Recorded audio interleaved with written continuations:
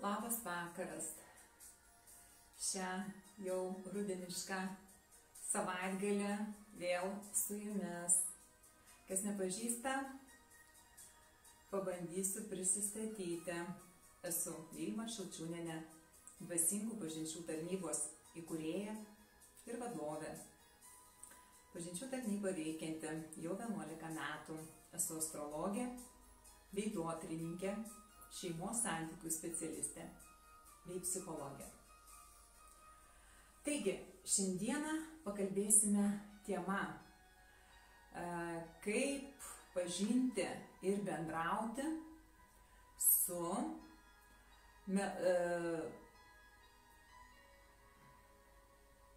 mazochistiškos bruožų žmonėmis, partneriais ir partnerėmis. Taigi, mazochistiškų bruožų žmonės linkę būti, kaip taisyklė, nelaimingais, liūdnais, melancholiškais, apatiškais.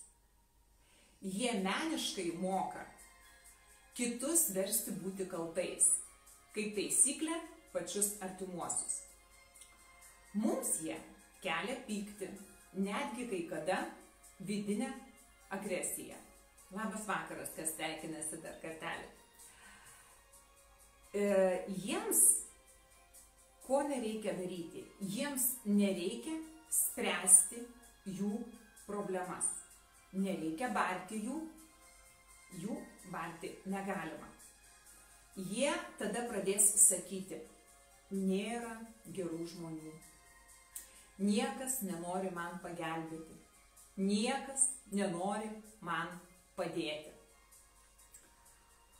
Kaip taisyklė, mazochistiškos bruožų žmonės, partnerius ar partneris labai sunkiai sekasi gydyti. Žinote dėl ko?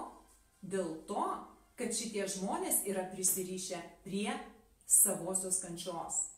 Savoji kančia, kaip savikailiniai, yra arčiau kūno. Vis dėlto noriu atsakyti tokį pagrindinį klausimą, kaipgi su jais bendrauti, nes tikriausiai mes ir šeimose mes turime ir aplinkoje, ir bendradarbius, ir iš tikrųjų giminaičius, kaip su jais bendrauti. Reikia tiesiog jiems sakyti, kaip tu atvedei save prie tokios būsenos. Tada jie tarsi suklūsta, tarsi prieš juos nusileidžia šviesa ir jie pamėgina pagaliau po ilgų bandymų samprotauti. Mazochistiškų bruožų žmonės, mano patirtyje, gali pakylėti tik vienu būdu. Dažniausia tokie žmonės siekia valdžios arba kaip taisyklė veržiasi lyderiauti. Iš tikrųjų, į mano konsultaciją psichologinė atėjo vyras 63 metų, ar ne, po išbandymų palaidojęs žmoną ir jis sako taip, aš save kaliau prie kryžiaus jau 3 metus, praradau darbą, su finansais yra prastai, negaliu niekaip parduoti sodybas, negaliu parduoti niekaip namo, tarsi voverė užsivėlęs tame rate. Tas žmogus, kaip taisyklė, kažkada buvo lyderis, bet po žmonos mirties jis sulindo į tą savąją kančią, labai baisiai, labai iš tikrųjų išgyvena dėl to. Ir tada iš jo pradėjo keistis aplinka, pradėjo aplinkinis pasaulis keistis, jo gyvenimas pradėjo keistis, jis neteko darbo savo pagrindinio, kur lyderiavo. Taigi, lyderystė šitiem žmonėm labai svarbi. Ir kaip taisyklė, aš pastebėjau savo patirtyje, kad tai dažniausiai yra pagal numerologiją dvejetukai.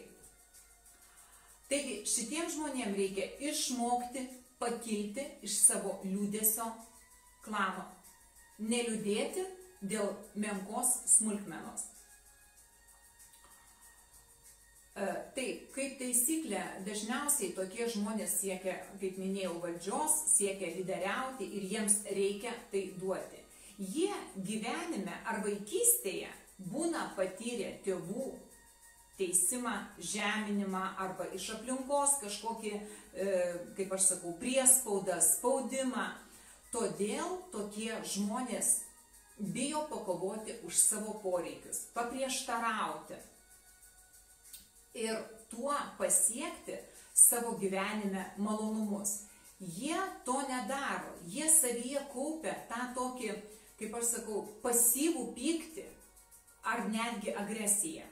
Svarbu jiems pajausti, jog pasipriešinimu galima tiesiog atkovoti ir pasiekti to, ko jiem iš tikrųjų viduje labai norisi. Jų gyvenimas tada keisis, suvokus, jog vietoj kančios galimi ir malonumai. Jeigu pažįstate tokius artimuosius ar pažįstate tiesiog tokius žmonės, persiųskit šį laivą. O dabar noriu priminti, kad Meilės harmonija yra veidotyros akcija, yra savęs pažinimo, tai astrologinis horoskopas akcija, o taip pat visada kviečiame registruotis vyrus ir moteris į rimtas pažintis. Vakarai šaltėja, trūksta jaukumo, trūksta šilumos. Čia pas mus vyksta gyvos pažintis, gyvi susipažinimo renginiai jau 11 metų. Stebėkite mūsų renginius, stebėkite mūsų meditacijas ir ateikite tie žmonės, kurie nori suprasti, suvokti ir atleisti. Ir kad į tuos naujus santykius ateitų daugiau meilės širdyje ir galėtumėm atverti širdis naujam partneriui. Taip pat kviečiu mus stebėti Meilės harmonijoje, Meilės harmonijos Facebook'e, mūsų Facebook'o grupėje Pažintys kitaip, o taip pat prenumeruokite mus YouTube'o kanale. Taigi, klausimų nematau. Taigi, jeigu turite tokių žmonių, taigi padėkite, peržiūrėkite dar kartą laivą ir linkiu jums gero ir gražaus vakaro, jaukumo ir šilumos širdyje. Iki kitų greitų susitikimų. Myliu jūs, iki.